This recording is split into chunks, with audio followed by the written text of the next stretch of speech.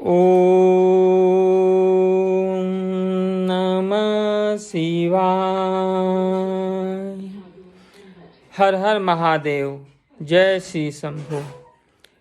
दोस्तों, जैसा कि आप लोगों ने समाचार पत्रों और मीडिया में देखा कि महाकुंभ जो सनातनियों का सबसे बड़ा धार्मिक आयोजन था, उस महाकुंभ में 3 अमृत स्नान हो चुके हैं और इन 3 अमृत स्नानों में सबसे बड़ी दुर्घटना हो गई वो थी कि भीड़ में भगदड़ मचने की वजह से 30 से 40 श्रद्धालु अपने प्राण को गंवा चुके हैं। जैसा कि आप लोगों को ये मालूम है कि महाकुंभ जब से प्रारंभ हुआ है, अभी तक सभी विपक्षी दल इसके विरुद्ध में बात करते रहते थे और उन्हीं विपक्षियों के मन के मुताबिक कुछ दुर्घटनाएं भी हुई। यहाँ पे अभी तक 3 दुर्घटनाएं हो चुकी हैं, जिसमें सर्वप्रथम गोरखपुर पत्रिका का संस्थान जो महाकुंभ में मेला परिषद में उनके कार्यालय बने थे, उसमें आग लग गई थी।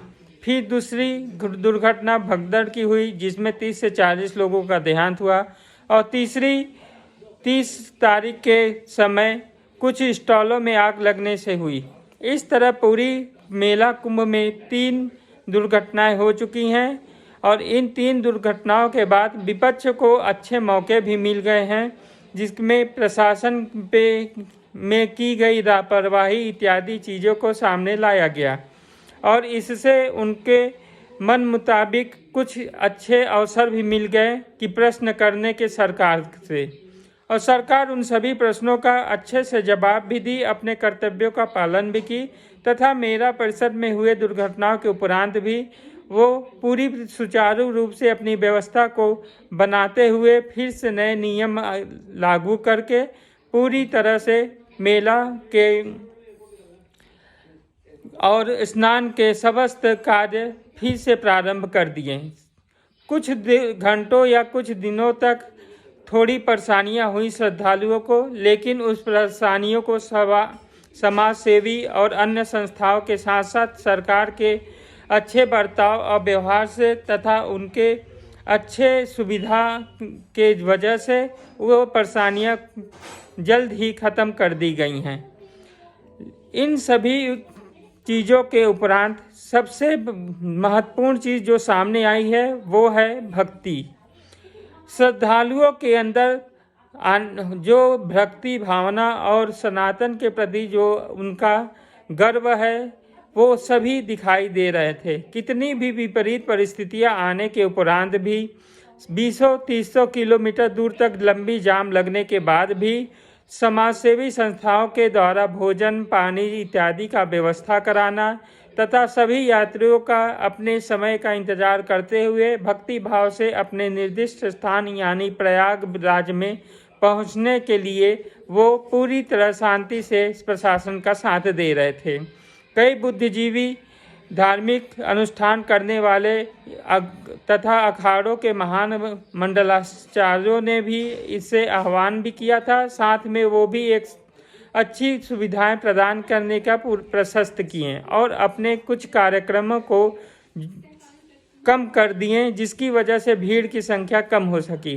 प्रयागराज में इतने अधिक भीड़ पहुंच गई थी जिसका संचालन करना किसी भी बड़े से बड़े ज्ञानियों के लिए भी बहुत ही असहज महसूस हो रही थी। उसके उपरांत भी वहाँ की जनता तथा वहाँ के श्रद्धालुओं ने जिस तरह की महानता दिखाई और अपने ज्ञान बुद्धि विवेक और धार्मिक अनुष्ठानों और परहित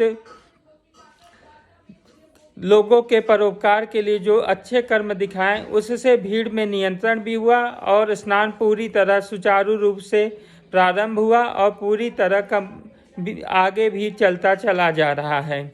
अमृत स्नान में मौनी अमावस्या के दिन 8 करोड़ लोगों ने स्नान किया। इसके उपरांत अन्य भी जिलों में खासकर बनारस, अयोध्या और चित्रकूट इत्यादि मिर्ज़ापुर स्थानों पे भी बहुत से श्रद्धालु इस महान अवसर पे स्नान आदि करके धार्मिक कार्य में अपना जीवन बिताएं। इस तरह की अच्छी सूझबूझ और पूरी तरह से जनता का समर्थन मिलने के उपरांत सरकार के भी कार्य करने में थोड़ी सहजता प्रदान हुई है। योगी आदित्यनाथ अपने अनुसार सारे कर्म किए और कुछ तबादले भी कर दिए गए हैं। अभी पूरी प्रशासन और मेला व्यवस्था अच्छी तरह से सुचारू रूप से चलना प्रारंभ हो गई है। मौसम के विपरीत परिस्थितियों के बाद भी, जहां पे कुहासा इत्यादि होने के बाद भी श्रद्धालुओं के आने की कमी नहीं दिखाई दे रही है। श्रद्धालु दिन प्रतिदिन आते चले जा रहे हैं और अपने आप को प्रयागराज में स्नान करा के अपने आप को धन्य बना रहे हैं, अपने लोक और परलोक को सुधार रहे हैं। इस तरह हमारे इस महान व्यवस्था को देखते हुए ये सत्य ही कहा गया है कि समस्त संसार में यदि कोई भी श्रेष्ठ और कोई भी महान धर्म है तो वो सनातन धर्म है, तथा गर्व से कहिए कि हम हिंदू हैं। जय हिंद, वंदे मातरम।